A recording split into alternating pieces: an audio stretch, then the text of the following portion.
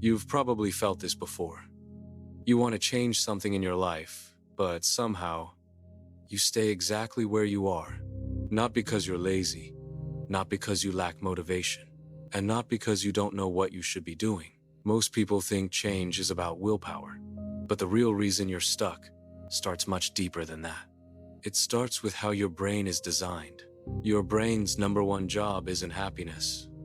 It isn't success. And it definitely isn't growth. Its top priority is safety. And here's the problem. To your brain, anything unfamiliar feels unsafe, even when that unfamiliar thing is the life you say you want. Here's the first thing to know. Your brain is not designed to make you happy. It's designed to keep you alive. To your nervous system, familiar often feels safer than better, even if the familiar thing is making you miserable. Stuck in a draining job? Your brain sees a paycheck and routine, so it tags that as known, and therefore safer than the unknown.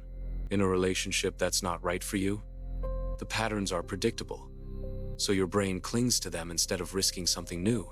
Your brain saves energy by running on patterns. If it's repeated a behavior enough times, it turns it into a default route, like a highway it can drive with its eyes closed. So, when you say, from tomorrow, everything will be different, your brain isn't impressed. It hears danger, unknown, extra energy. No guarantee this is safe. Let's zoom into habits for a second. A lot of your stuck feeling comes from tiny loops your brain runs over and over again. A classic habit loop looks like this. Cue. You feel stressed after work. Routine. You grab your phone, scroll, snack, or pour a drink. Reward. For a few minutes, your brain gets relief and a hit of dopamine, the feel-good chemical. Do that enough times, and your brain wires it in. Stress equals phone, food, and couch.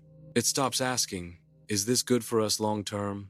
And only asks, does this reduce discomfort right now? Now, when you try to change the routine, like swapping scrolling for a workout, your brain doesn't just quietly agree.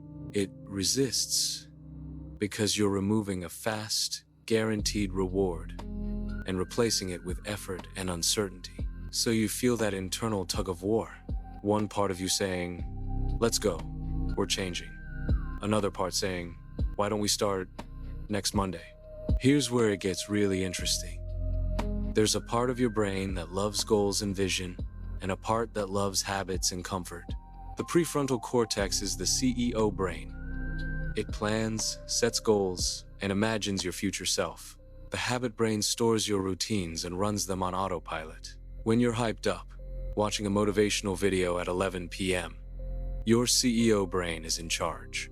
It's like we're waking up at 5, meditating, working out, journaling, eating clean, new life, let's go. But at 5 a.m., your habit brain is awake first. It knows one thing. At this time, we usually hit snooze 3 times and check our phone. So, the CEO brain and the habit brain start arguing. If your new plan demands a huge shift overnight, the habit brain usually wins because it has years of repetition backing it. That's why you can deeply want to change and still not follow through. It's not about willpower being weak. It's about one brain system being overtrained and the other being underused. There's another player, your amygdala, your built-in alarm system. It's always scanning for threats, and unfortunately, it treats new and uncertain the same way it treats dangerous, at least at first. So when you think about leaving a stable job to pursue a new path, or setting a boundary in a relationship for the first time, or deciding to show up online and be more visible, your alarm system can light up with thoughts like, what if I fail? What if I look stupid? What if people reject me? That anxiety or tightness in your chest, that's often your nervous system trying to pull you back to the old pattern. Here's the key. Your brain isn't trying to ruin your life. It's trying to protect you using old data and old experiences, even when those no longer match the person you're trying to become. Now, for the part almost nobody tells you when you're beating yourself up for being stuck, your brain is changeable. That ability is called neuroplasticity, the capacity to build and weaken neural pathways based on what you repeat and where you put your attention. Every time you run the same thought, you reinforce a pathway. Every time you take a new action, even if it feels awkward, you start carving a new path.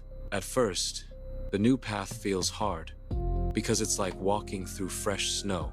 But with repetition, the old pathways start to weaken, and the new behaviors become smoother and more automatic. So you're not faking it when you try to change. You're literally teaching your brain a new way to be. Let's turn this into something practical. Make the change so small, it feels almost silly. Attach the new habit to an old one. You're not starting from zero. You're piggybacking on an existing pattern. Make the reward immediate and emotional, so your nervous system associates the new behavior with safety, not stress. If you've been stuck, it doesn't mean you're broken. It means your brain was protecting you. And now, you know how to work with it. That's where your new story starts.